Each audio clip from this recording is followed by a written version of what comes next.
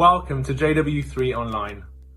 We're so glad that you've tuned in, and if you don't know who we are, JW3 are a one-of-a-kind Jewish community centre in London that's open to everyone. If you want to know more about us, like us on Facebook or YouTube, and check out the rest of our events online. We hope you enjoy the programme.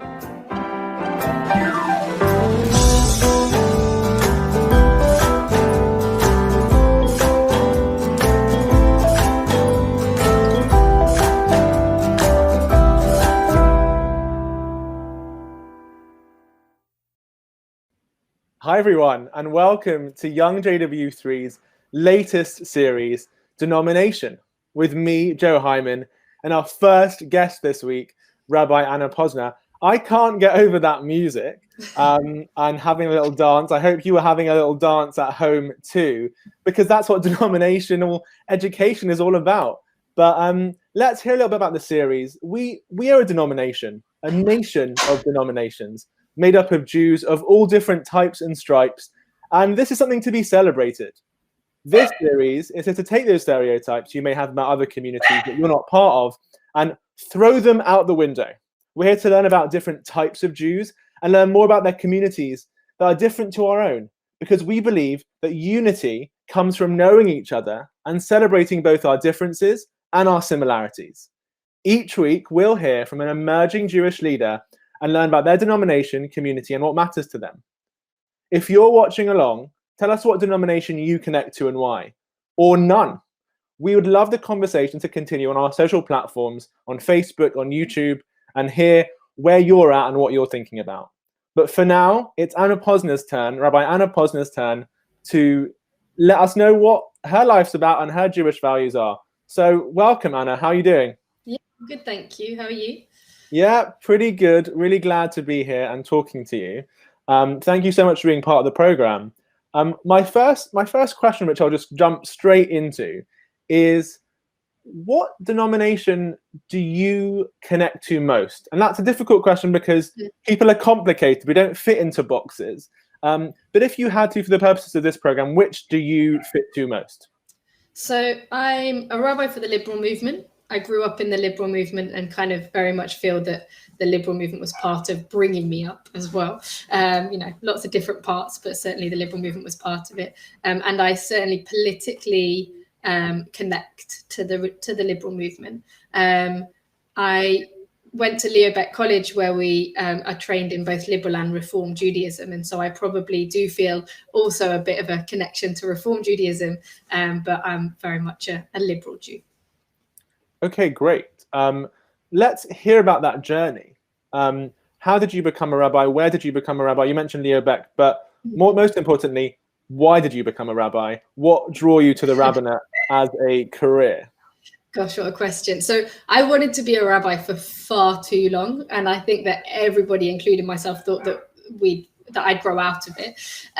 So when I grew up in Nottingham, and there are very few Jews in Nottingham. I think when I was there were about 600 Jews. I don't know if that was 600 Jewish families or 600 Jews.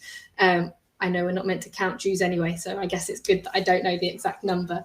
And I do sometimes think that when you're a real minority, you either kind of want to hide in the background and just blend in with everyone else, or you get the exact opposite and just want to be the spokesperson for the religion, which of course as a 12-year-old I probably wasn't very good at. To be honest, now I'm probably not very good at, but there we go. And not at all. So I because also we were in Nottingham and there weren't very many Jews around, my parents wanted my sisters and I to have a broader Jewish experience. So they sent us to LJY, which was then Alpsnik, Netzer, the Liberal Jewish Youth Movement. And suddenly I discovered all these other Jews and fun ways of being Jewish and different ways to build community and interact in community. And I think I was first really excited by that and kind of the possibilities of Jewish practice and the feeling of being part of this big community. But also when I was studying for my bat mitzvah, my teacher was he's this amazing guy. He's part of both the Liberal and the Orthodox synagogue in Nottingham. Oh, wow. And he taught me, and I was just so excited that in a tiny bit of Jewish text, we could discuss for 8 months. We talked about this tiny bit of Jewish text, and as a 12-year-old even, that really excited me, and I suddenly realized that all of these things, community, Jewish text, grappling with Jewish practice and all of that, I probably wasn't quite thinking in those exact terms age 12, but I thought if I could do this as a job if I were a rabbi. And in Nottingham there wasn't a rabbi at all, so I never really, not at all, that while I was growing up there we had a rabbi for a few years, and then here and there, but mostly everything was lay-led. And so I kind of discovered and found different rabbis in different places that I could connect to and have as my role models. So fast forward, kind of did various work for the movement, lived in Israel for a few years, and then came back and went to Leo Beck College. And yeah, spent 5 years studying there. And only recently, actually, just this last summer, was ordained and thrown out into the world of rabbinic work. Wow. And does that mean you were virtually ordained? Well, we were very lucky in that we found a spot of time when things were marginally safer, and had I think there were 10 people there. We were all masked, and nobody kind of touched each other or hugged. And we did an adapted version of an in-person ordination. So instead of having hands placed on us, which is the traditional way to be ordained, there was a placing of Torah on a reading desk, and then a lifting of Torah from the reading desk, so there was minimal contact. And it was actually really special because we were concerned that there wouldn't be any kind of marking of the occasion. After 5 years study, it really feels that you need a transitional moment. yeah. So it was really nice and special and intimate. It sounds beautiful, and I'm glad that you were able to do that in a kind of small and different way to allow for the current situation of the world. What we're going to do now is we're going to go back to that denominational question. Yeah. But what I'm going to do is make it easy for our audience, but make it difficult for you. And I'm going to introduce our audience to what I like to call the denomination minute. And that's 60 seconds timed with a timer. I'll make sure that you don't go over. I want to hear about your denomination, Liberal Judaism, what it's about, what its values are, and you have 60 seconds to do it. So I'm going to just jump into it. If you're ready, are you ready? As ready as I can be. There we go. Okay, all right, there we go. Let's bring that minute up and go. So Liberal Judaism believes in the developing character of Jewish religious tradition. It's about questioning and finding authentic modern forms of Judaism or Jewish practice, but that are rooted in Jewish text and tradition. Liberal Judaism likes to be leaders in terms of making big decisions that other movements might not be making yet, in terms of ritual practice and sometimes political messages as well.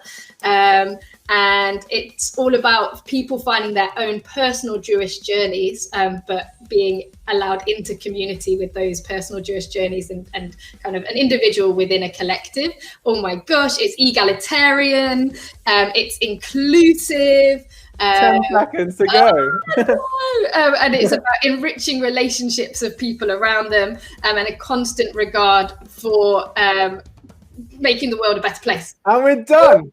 That was incredible, and so much to talk about. But what I picked up there was kind of constantly developing approach, an approach that values that personal relationship with Judaism, but in the context of a wider community.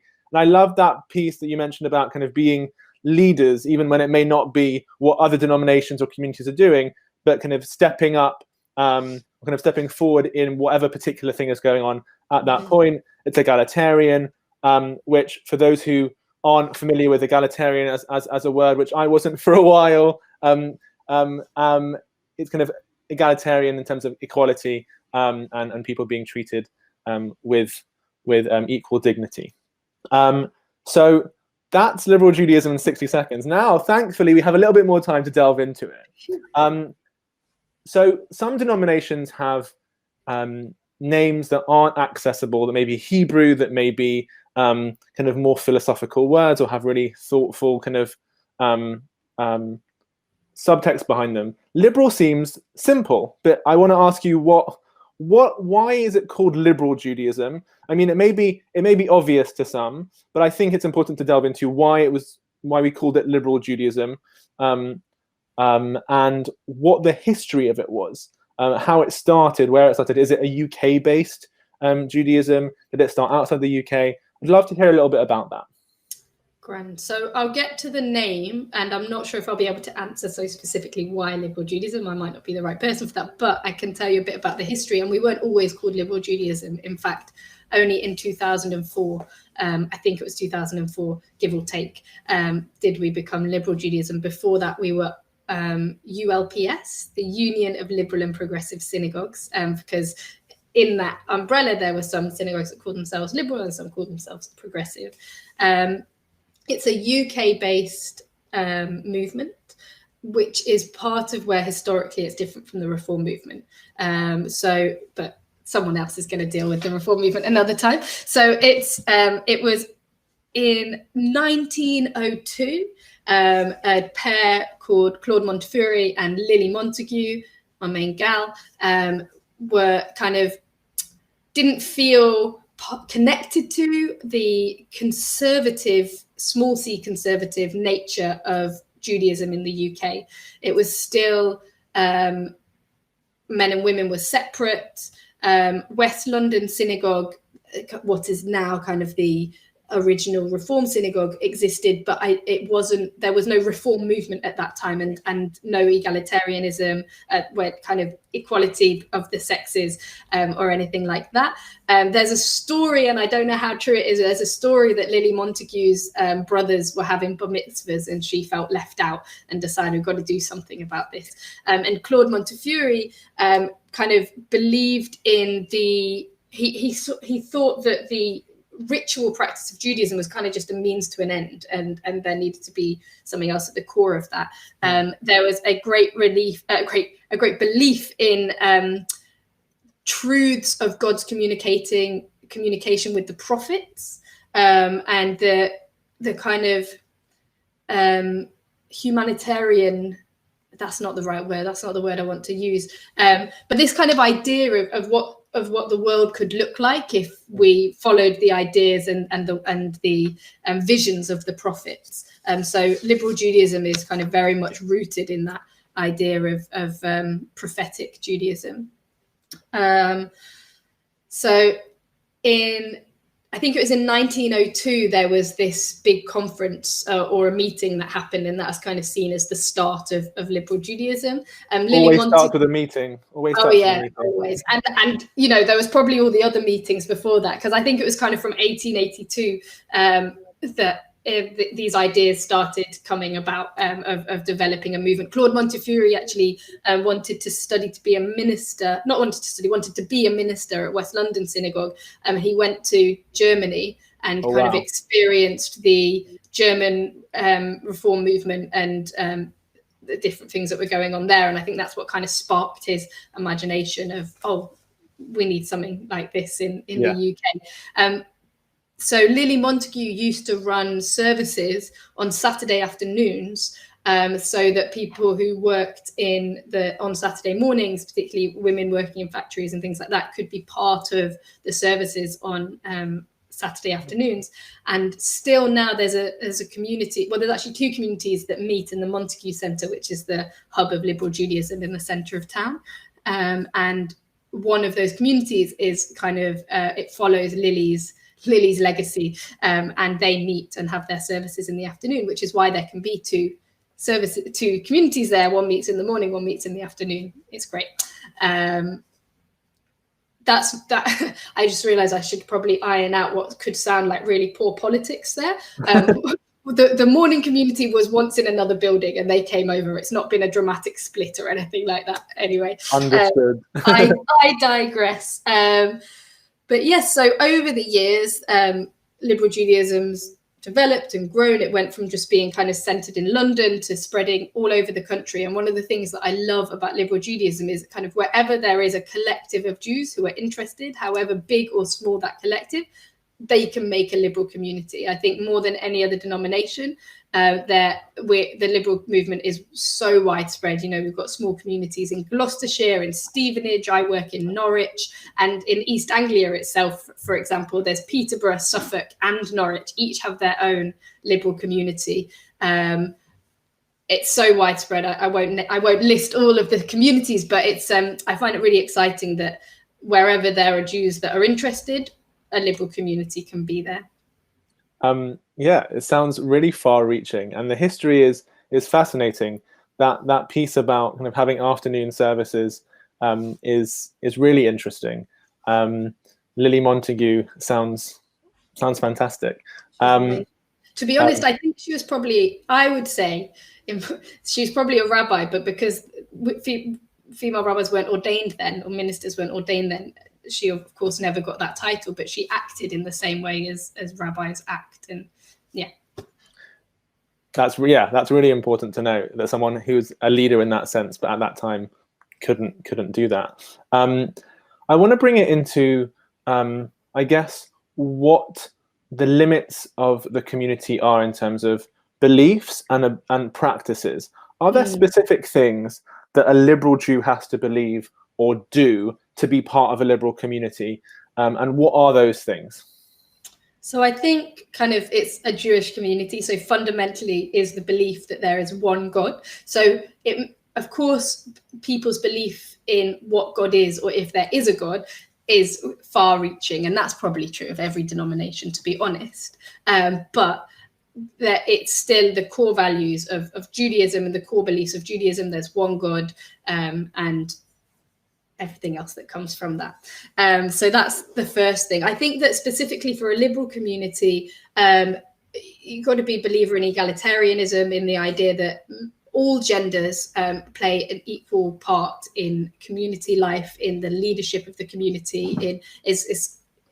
People can sit together, everyone's allowed to, it's equal. We don't need to go into all of that detail. There's an idea of inclusion and quite, an understanding of many different practices and beliefs within the framework of Judaism. And, one community can have a whole breadth of different beliefs and practices within its members. It's interesting. What are the fundamentals to being a belief in, I suppose, the equality in Hebrew and English in Jewish prayer? Interesting.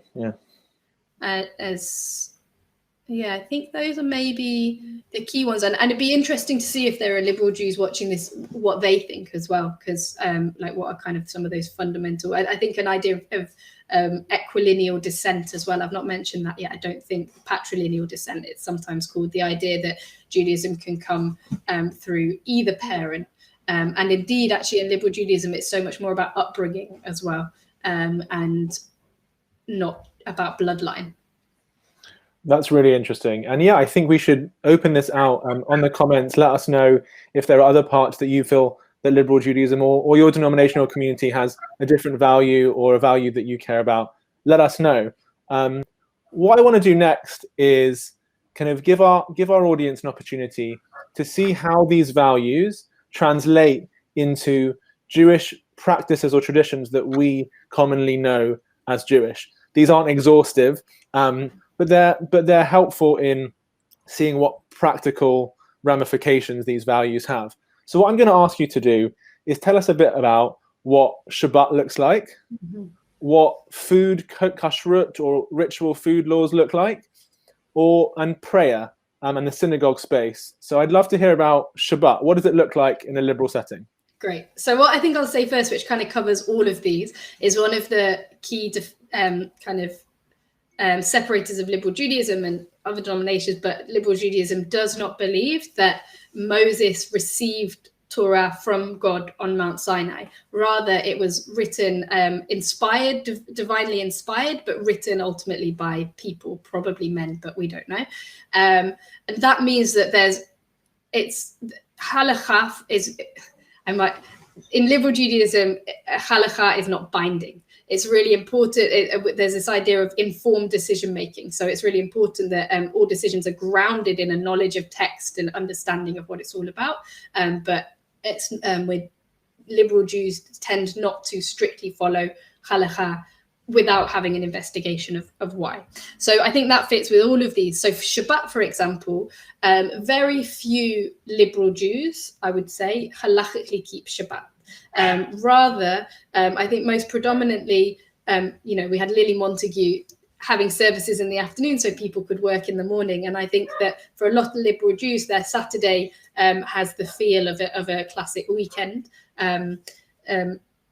However, there is kind of a thought of, well, what does this Shabbat stuff mean? What are the halakha, what are the laws of Shabbat trying to teach us? And it's an idea of separating the time as special, as holy. So for a lot of people, there will be decisions made, and you'll notice here, I'm picking out that it's all about personal experience, right? Yeah. So for a lot of people who do want to kind of hold to that and cling to that, they'll mark Shabbat in different ways by working out what would make this day separate and special and holy for me. So liberal Jews very much will light candles, will have Shabbat dinner together, do Kiddush, go to synagogue right now on Zoom, but in life together with their community. Saturday morning services will go ahead as well. But then the rest of their day might look more like a general weekend. But for example, I have chosen, particularly in lockdown when everything seems to be noisy all the time, I switch off my phones on Shabbat because I just don't need all of that communication all the time. I think we can all relate to that wherever we come from. Let us know what your kind of Shabbat Saturday practices are. If you take time out to just be without technology, or you take out time to just be with your family, or how that looks for you, let us know in the comments. We'd love to hear. So what does food look like in liberal context? So with all of these things, informed decision making, and it can be different things for different people. Some liberal Jews will keep kosher meat and milk separate, and either because it's kind of what they believe based on the Jewish teachings, or because it's a connection to their identity, or it's what they were brought up with, whatever it might be. There are some liberal Jews that will follow those strict laws. There's also in liberal Judaism, I think there's an understanding of kashrut as ethical eating, kind of not as a liberal Jewish teaching as kind of broadcast to everybody, but in individuals, I've certainly heard it a good few times. What is being said by do not bathe a kid in its mother's milk? What were the practices of draining the blood? And I think there's an understanding that it was seen to have been the most ethical ways of eating meat, and particularly with the not draining a child in its mother's milk, or a kid in its mother's milk, it's about thinking about where's your food coming from, and what's the effect on the animal of your food. So I think for a lot of people, and also probably things around global warming and climate change, it's fairly well known that meat is a huge contributor, or meat production and fish production is a huge contributor for that. So a lot of progressive Jews, as their form of kashrut, are vegetarian or vegan.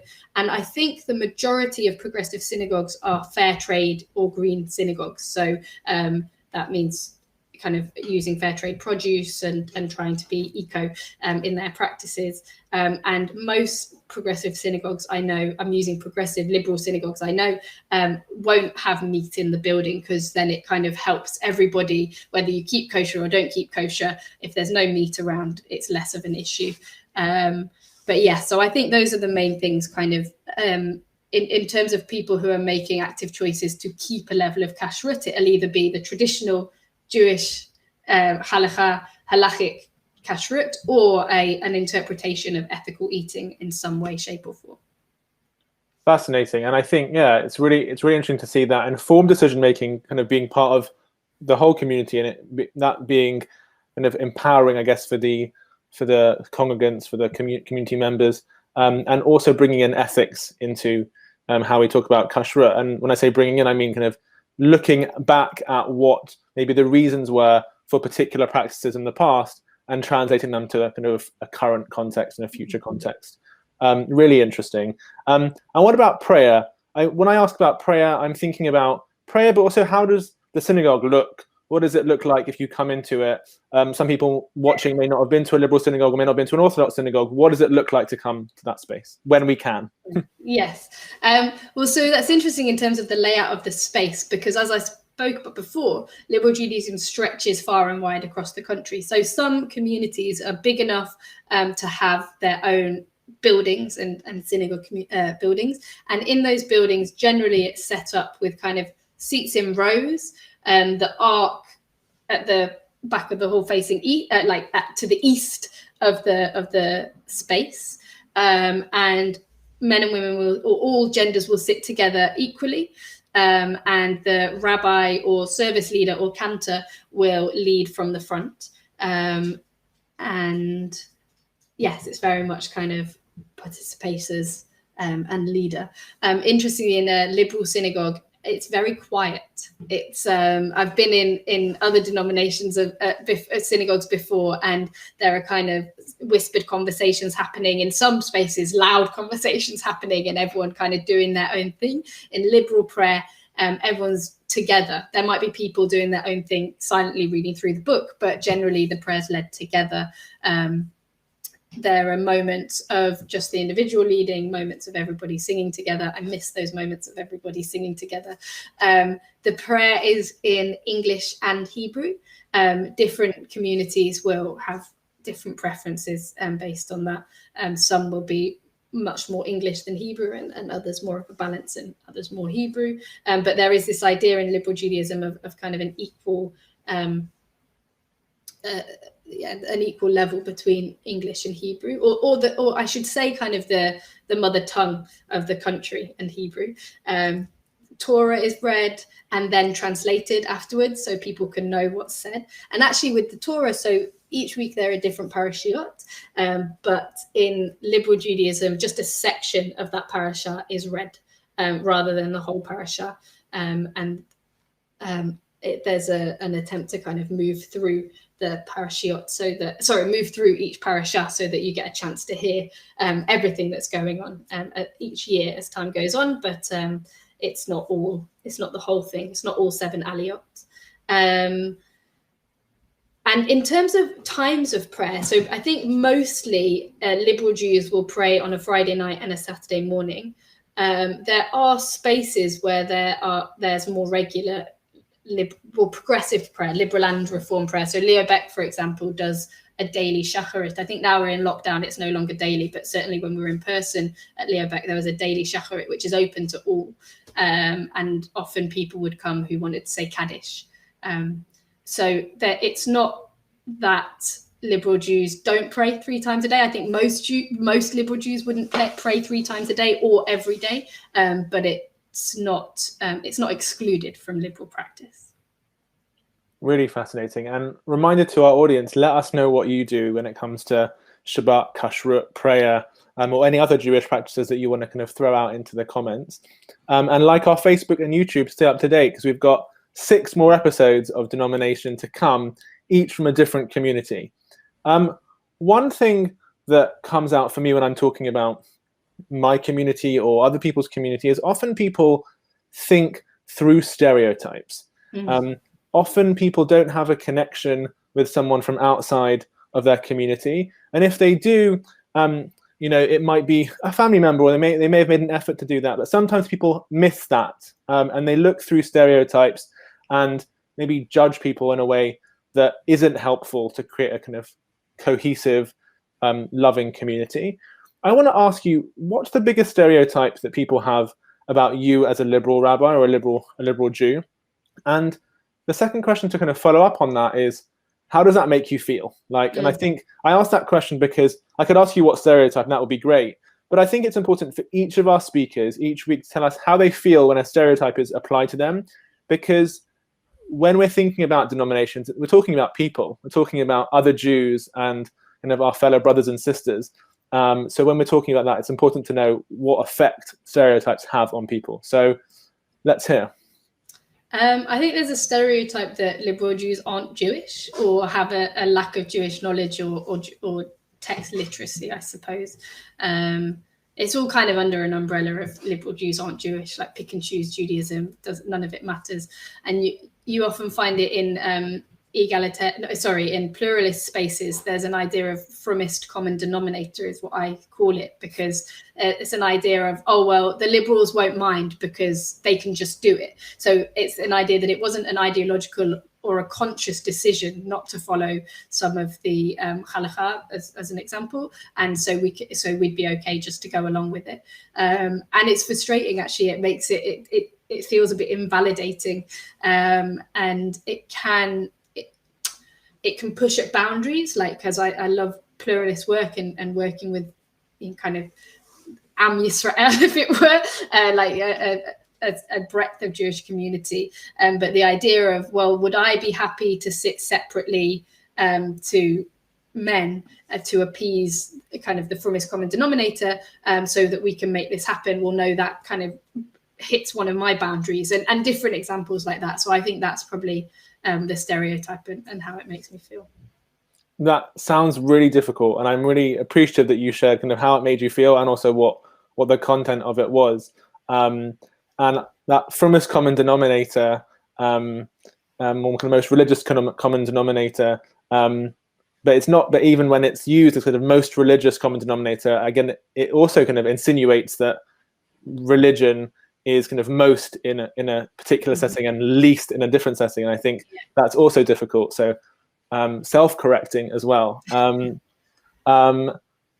What I want to do next is kind of take that context of, we're talking about stereotypes applied to you, and kind of throw out thinking about other denominations that you may not be part of, and asking you to say something like, what's exciting you outside of your community? Is there a particular stream of Judaism, or just a kind of general something happening that's not really happening yet in liberal communities, but you really value and want to incorporate, or just value from afar? Oh, interesting. So my answer isn't about what's not happening in liberal communities, but but I feel excited about the movement that the Orthodox or the United Synagogue seems to be making on LGBT inclusion, and I think that kind of Rabbi Mervis being involved in the document or policies for Jewish schools shows a real exciting movement towards wanting to make sure that LGBT members of the Orthodox community feel safer. And also I've had in the past couple of years conversations with B'nai Akiva, the Orthodox youth movement, and the things that they're doing with their young people around LGBT inclusion and kind of with their out members. And I feel really excited that the Orthodox movement seems to be, as an outsider looking in, becoming a safer place for LGBT members. And I apologize if I've got that wrong, but as an outsider looking in, that's certainly what it looks like to me.